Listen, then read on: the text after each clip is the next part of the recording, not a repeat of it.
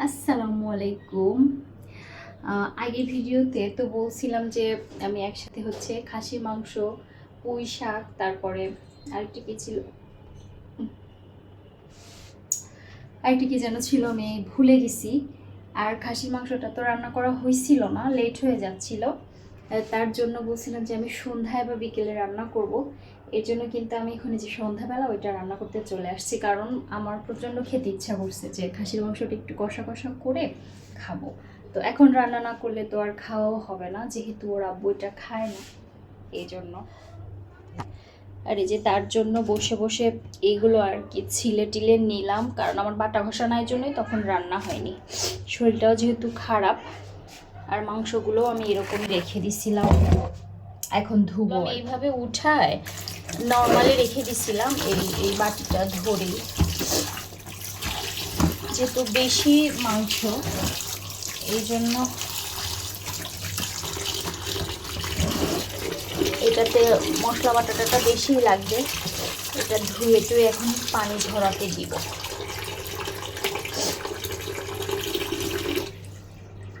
রাতের বেলায় ভিডিও বানানোর এই একটা সমস্যা যে অন্ধকার। আমি যে গোস্তগুলো ধুয়ে ধুয়ে তারপরে একটা ঝুড়িতে পানিটা ঝরাই নিব। মেহমেদ এগুলো সব দেওয়াই থাকে। মেহুর জন্য বেশি করে কলিজা দিয়ে দিয়ে দিছে তার খালারা, অনেকগুলো আছে, মানে আমার প্রত্যেকটাতে, আমিও পছন্দ করি, মেহুও পছন্দ করে। এই জন্য বাড়ি থেকে যারা যারা দিছে আমার খালা নানি মানে সবাই, প্রত্যেকটাতেই কলিজা বেশি করে দিছে আমার জন্য আর মেহুর জন্য। ঠিক আছে, আমি মাংসটা ভালো করে ধুয়ে নিই, কারণ এখনো বাটাবাটি বাকি আছে। তো এতক্ষণ ধরে সব জিনিসপাতি কিন্তু গোছায় ফেললাম, আর এই যে এগুলো সব কিছু গোছায় নিছি, একদম একটা কুলার মধ্যে নিয়ে আসছি, যেন মনে হচ্ছে আমি কোনো তত্ত্ব বা বরণ ডালা নিয়ে আসতেছি, তাই না?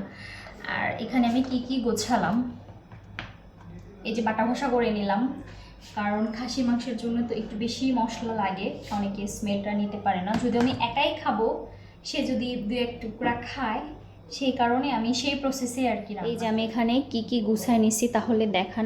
এটা তো সবাই চেনে, এটা আমার তেলের পট। আর এটা হচ্ছে বাটা ঘষা, মানে বাটার পানি, যেটা পাটা ধুয়ে। আর এখানে আছে বললাম তেলের পট, বাটা ঘষার পানিটা আমি পাটাটা ধুয়ে নিয়ে নিছি। আর এইখানটাতে আছে দেখেন কি কি, সব এক জায়গায় করে নিলে আমার সুবিধা হয়। এটা হচ্ছে গরম মশলা বাটা, আমি গরম মানে শুধু এলাচটা বাটা। আর এটা হচ্ছে চলা মানে দারচিনি, আর এখানে গোলমরিচ, তারপরে কিছু এলাচ দিব, আর নিচে কয়টা লংও আছে দেখা যাচ্ছে না, আর তেজপাতা।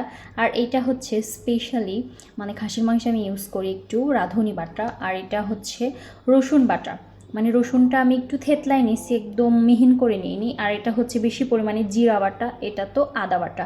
এই ছিল। আর এখানে আমি সব কিছু উঠিয়ে নিয়েছি, মানে হলুদ, মরিচ, লবণ, ধনিয়া গুঁড়া, বাস। আর বেশি পরিমাণের পেঁয়াজটা কেটে নিছি। আর এইটা হচ্ছে আমার খাসির মাংসটা, অনেকটা পরিমাণের তো।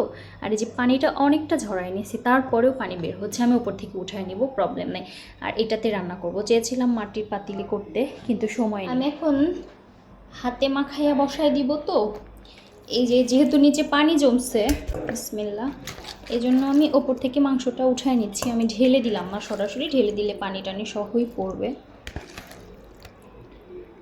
আর কড়াইয়ের থেকে পাতিলে রান্না করলে কিন্তু মাংস সেদ্ধটা তাড়াতাড়ি হয়, খেতেও ভালো লাগে। আর যেখানে যত রকমের জিনিস ছিল, এখানে যত রকমের জিনিস ছিল আমি সবগুলোই দিয়ে দিচ্ছি। গরম মশলাগুলো দিয়ে দিচ্ছি, এটা দিয়ে দিচ্ছি, আদা বাটাটা দিয়ে দিচ্ছি। এই যে বেশি পরিমাণের, খাসির মাংস একটু বেশি পরিমাণেরই দিতে হয়, এটা দিয়ে দিচ্ছি। এই গুঁড়া মশলাগুলো দিয়ে দিচ্ছি। হাতটা মাখিয়ে গেল আমার, ব্যাপার না। পেঁয়াজ গুলা দিয়ে দিলাম, আর লাস্টে যে তেল, একটু বেশি পরিমাণের তেল, এত বেশিও দিব না কারণ বুঝতে থেকে অনেক তেল বের হবে, তাই।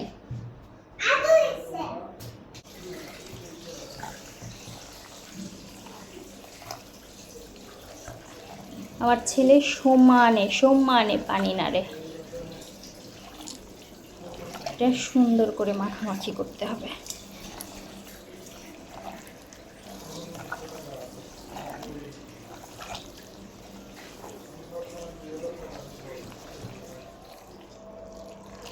এটা আমি এত সুন্দর করে মাখাইছি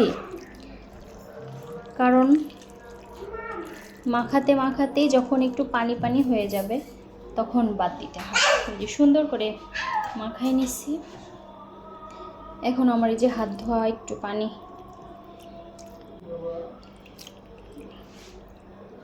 পরে লাগলে দিব, না হলে না, একদম যেহেতু আমি কষানো খাবো। এই যে একদম ঢাকনাটা ঢেকে এখন চুলাতে বসাই দিব। বিসমিল্লাহ, চুলাটা জ্বালাই দিলাম।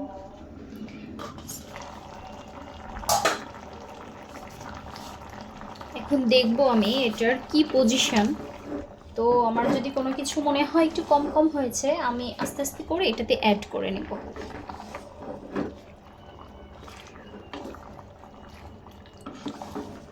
আমার যে আসলে খাসির গোস্তটা কত পছন্দ, কত পছন্দ।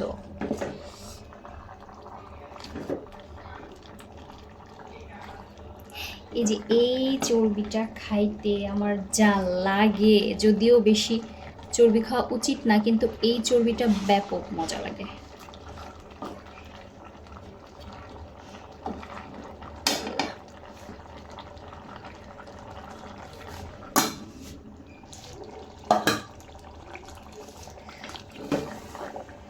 বেশ অনেকক্ষণই কষাইলাম, মানে কষাচ্ছি, তখন আসলে দেখানো হয়নি। তো তেলটা উঠে পড়ছে উপরে, বেশ অনেকটা পানিও বের হয়েছিল, এই জন্য আমার এক্সট্রা কোনো পানি দেওয়ার প্রয়োজন পড়েনি। অনেকটাই পানি বের হয়েছিল, ওই পানিতে এটা সেদ্ধ হয়ে যাচ্ছে সুন্দরভাবে। আর এখন ওপরের দিকটা তেলটাও হয়ে আসছে, আর মোটামুটি কিছুক্ষণ হলেই হয়ে যাবে। তরকারি হচ্ছে, ভাত হচ্ছে, আর এখন আমি যে সালাদ কেটে নেব, মানে শসা, তারপরে টমেটোর দিনে টমেটো দেই, গাজর নাকি খাবে না, তারপরে ধনিয়া পাতা, কাঁচামরিচ, পেঁয়াজ আর লেবু দিয়ে কুচি করে যে মাখা সালাদটা, এটা আবার ও খেতে খুবই পছন্দ করে। মাংসের সাথে এটা হলে একটু তৃপ্তি করে খেতে পারবে, এই জন্য একটু করে ফেলতেছি। মাংস আর ভাত হতে হতে আমি এটা করে নিব আস্তে আস্তে করে। তরকারির কালারটা কত সুন্দর আসছে না, মাশাআল্লাহ। এরকম কালার দেখলেই তো বেশি ভালো লাগে।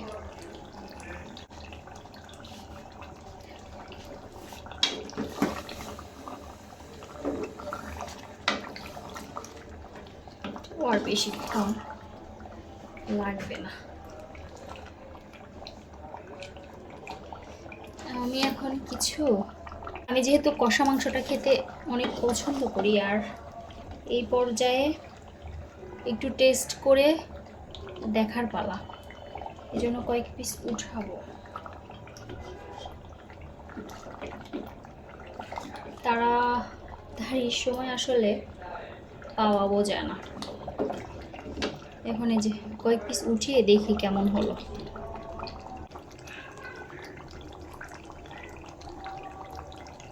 এরকম কালার না হলে আমার কোনো কিছুই খেতে ইচ্ছা করে না। লাল টকটকা কালার হবে যদি এত ঝাল খাওয়া ঠিক না, মানে ঝাল হয়নি, ঠিকঠাক হলুদটা হলেই এই কালারটা হয়। কিচেনে এত পরিমাণের গরম, এজন্য আমি এটা টেস্ট করার জন্য যে সব কিছু ঠিকঠাক আছে কিনা, আমি হচ্ছে ড্রয়িংয়ে চলে আসলাম। গরমে ওখানে আর থাকা যাচ্ছে না, দেখি এটা আসলে কেমন হচ্ছে।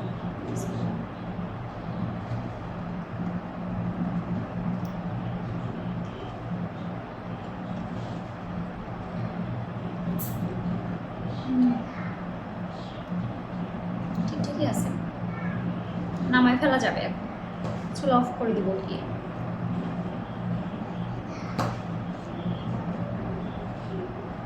এখন গিয়ে চুলাটা অফ করে দিব। মোটামুটি ঠিকঠাক। তরকারিটা এখন মনে হয় বন্ধই করে দিতে হবে। হয়ে গেছে তো, একদম পারফেক্টভাবে সেদ্ধ হয়ে গেছে আমি দেখলাম। সো এখন আমি এটা অফ করে দিচ্ছি।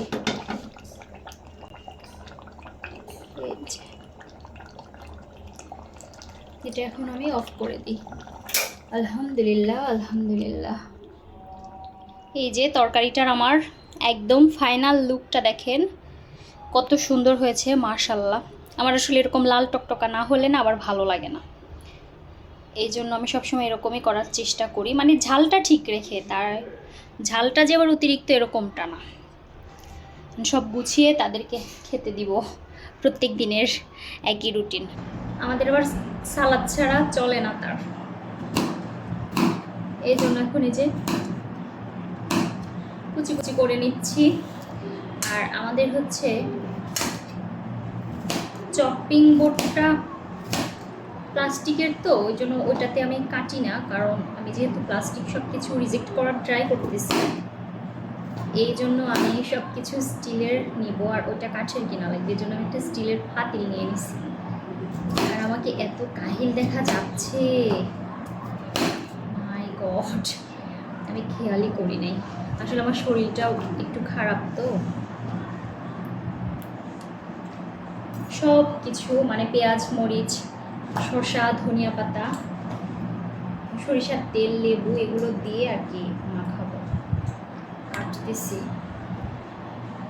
গরমে কিচেনে থাকা যাচ্ছে না, এই জন্য ড্রয়িংয়ে চলে আসছি। ফ্যানের নিচে একটু টেবিলে বসে কাজ করতেছি, একটু তাও আরামও পাচ্ছি আর কি। পাপ্পা সাসা খাবে? Okay okay, wait, take it. Thank you so much বলো। Welcome, thank you so much.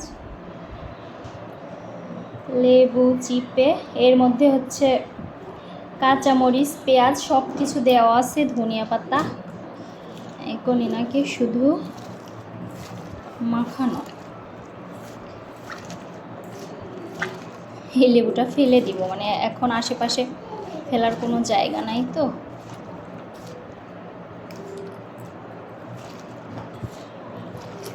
এই সালাদটাও খুবই পছন্দ করে।